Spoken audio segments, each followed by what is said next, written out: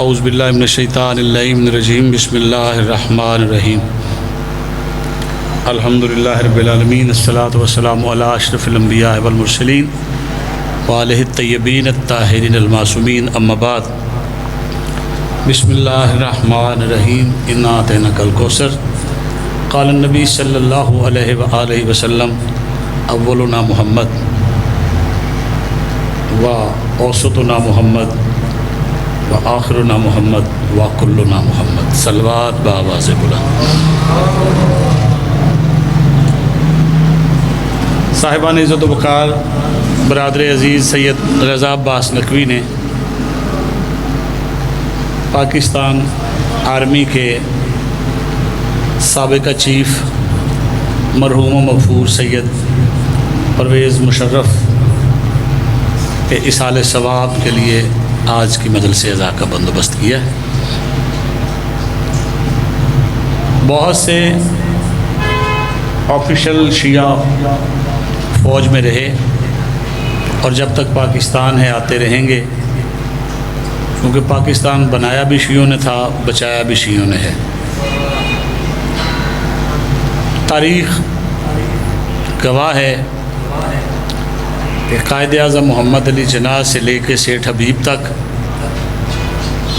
اور سیٹھ حبیب سے لے کے جنرل علی کلی تک، سکندر مرزا تک، یحییٰ خان تک، جب جب شیعہ احباب کے ہاتھوں میں عنان اقتدار رہا ہے، پاکستان کی معاشی ترقی بھی ہوئی ہے اور پاکستان قوموں کی برادری میں سر بلند کر کے کھڑا رہا ہے۔ جنرل مشرف بھی مسلکن شیعہ تھے۔ ہر بندے کا کام کرنے کا اپنا انداز ہے۔ جنرل یحییٰ زنجیر زن تھے، سکندر مرزا اپنے طریقے سے کام کرتے رہے، قائد اعظم نے اپنے طریقے سے کام کیا۔ پرویز مشرف نے جنرل تنویر نقوی کے ذریعے جو بلدیاتی نظام دیا تھا، اس میں پاکستان کے اندر پسے ہوئے شیعہ طبقات کو سر اٹھا کے جینے کا موقع ملا ہے اور شیعہ ووٹ کی اہمیت واضح ہوئی تھی۔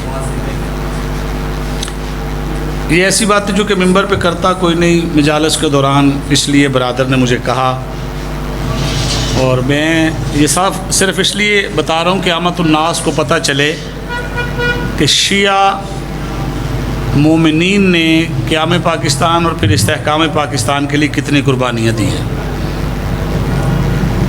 یہ ایک الگ چیز ہے کہ فوجی حکومت اور جمہوریت میں ہمیشہ ایک ٹسل رہتی ہے۔ آج جو جنرل عاصم منیر کر رہے ہیں، کاش جنرل پرویز مشرف نے کیا ہوتا تو پاکستان بہت آگے نکل گیا ہوتا، کیونکہ جنرل سید عاصم منیر نے یہ سمجھا ہے کہ جہاں پاکستان کے بقا کے لیے مسلح افواج کا ہونا ضروری ہے، وہاں ایک سیاسی قیادت کا ہونا بھی اتنا ہی ناگزیر ہے۔ یہ بات اگر جنرل پرویز مشرف بھی سمجھ لیتے اور میاں نواز شریف اور بینظیر بھٹو کو جلا وطن کرنے کی بجائے انہیں ساتھ ملا کے کام کرتے تو مزید بہترین رزلٹ حاصل کر سکتے تھے، لیکن بہرحال انہوں نے اپنے طریقے سے کام کیا۔ یہ بات ٹھیک ہے کہ اس دور میں پیسہ آیا، لوگ پریشان نہیں تھے، کاروبار تھا۔ یہ عالمی تناظر ہیں جن میں پاکستان کو لوٹا جا رہا ہے، اور پاکستان کو بچائیں گے دو بندے ہی، یا سیاسی قیادت یا فوجی قیادت، اور اگر فوجی اور سیاسی قیادت مل جائے تو یہ سب سے بہتر ہوگا۔ اب جنرل پرویز مشرف صاحب نے جتنا کام کیا ہے، اور لازمی بات ہے جو بندہ حکمران عرفان نقوی بن جاتا ہے اس کی تعریف بھی ہوتی ہے، اس پہ تنقید بھی ہوتی ہے۔ مورخ اس کے اچھے کام بھی لکھتا ہے، اس کے برے کام بھی لکھتا ہے۔ جب جنرل صاحب کی برائی لکھی جائے گی تو یہ کہا جائے گا کہ جمہوری حکومت کو ختم کر کے آئے، جب اچھائی لکھی جائے گی تو پھر یہ کوشش کی جائے گی کہ جمہوریت بھی انہوں نے بحال کی۔ اب یہ فوج کو ضرور سمجھنا چاہیے کہ جب جمہوریت بحال ہی کرنا ہوتی ہے تو پھر اسے معطل نہ کیا کرے، کیونکہ جتنا نقصان معطل کرنے سے ہوا ہے نا، جنرل ایوب نے قائد اعظم کے ساتھی پابند کر کے بھٹو سامنے لے کے آیا، ضیاء بھٹو کو پابند کر کے نواز شریف سامنے لے کے آیا، پھر مشرف اور باجوہ ڈاکٹران نے نواز شریف کو پابند کر کے عمران سامنے آئے، لیکن آخر انہیں ماننا پڑا عمران کو بھیج کے کہ ہمارا چنا ہوا غلط ہوتا ہے، پبلک کا چنا ہوا ٹھیک ہوتا ہے۔ تو اگر جو موجودہ عہد چل رہا ہے سید عاصم منیر کا اور سیاسی قیادت کا، اگر یہی چلتا رہے تو یہ بہت بہتر ہوگا۔ 2-3 منٹ کی اور زحمت ہے، اگر رضا نقوی صاحب آ جائیں تو میں گفتگو کو سمیٹ لوں۔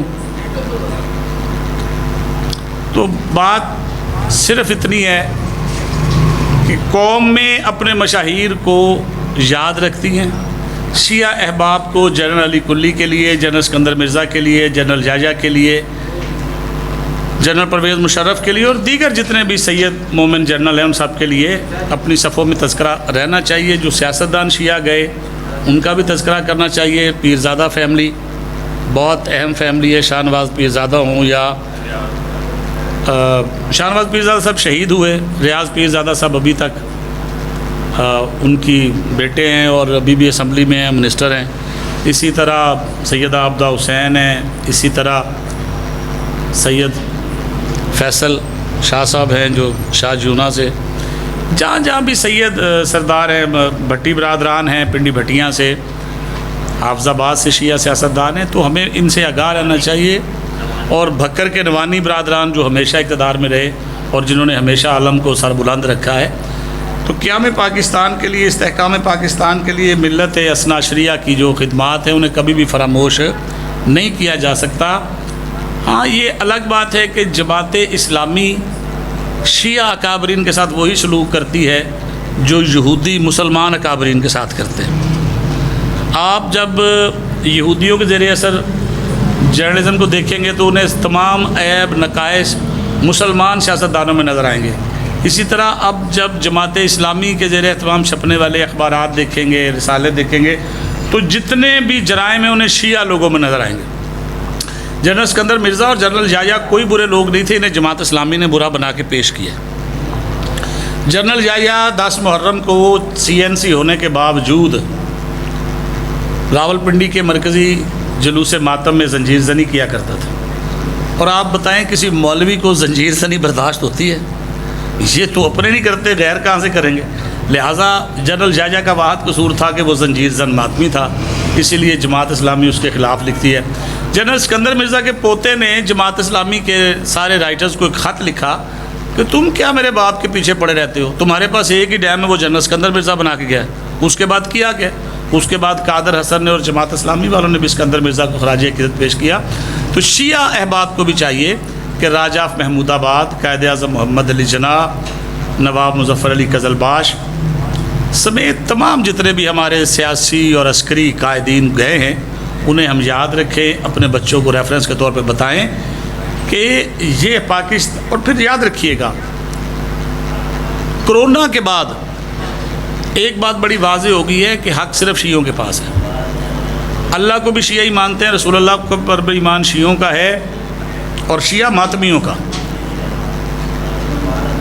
مسجدوں والوں کا نہیں ہے۔ کرونا میں جتنے لوگ مسجدوں میں بیٹھتے ہیں وہ کرونا کو بڑا مان گئے تھے، عبادت کو چھوٹا مان گئے تھے۔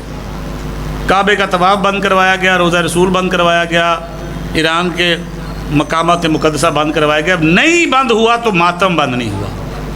جلوس ماتم کے نکلے اور ماتمیوں نے بتایا کہ جنہیں ہم مانتے ہیں وہ ہر چیز پہ حاوی ہیں، وہ ہر چیز پہ قادر ہیں، اور ماتم کرنے والوں نے کرونا میں ماتمی جلوس کر کے ابھی تک زندہ رہ کے بتا دیا کہ ہر چیز فنا ہوگی وہ جن کے ایمان میں شک ہوگا۔ جو باقی کے ماننے والے ہیں، جنہوں نے دل سے محمد و آل محمد کو مانا ہے، نہ انہیں کرونا نقصان پہنچا سکتا ہے نہ ابلیس نقصان پہنچا سکتا ہے۔ کہ بس صلوات پڑھیے گا بابا سے۔ اور قبلہ میرا خیال گفتگو کو تمام کیا جائے تاکہ مجلس اعزاز شروع ہو۔ مومن مجھے دیکھ رہے ہیں اور باقی بھی آپ آ جائیں گے۔ بس میں ایک آخری جملہ جنرل شرف کے لیے کہنا چاہتا ہوں کہ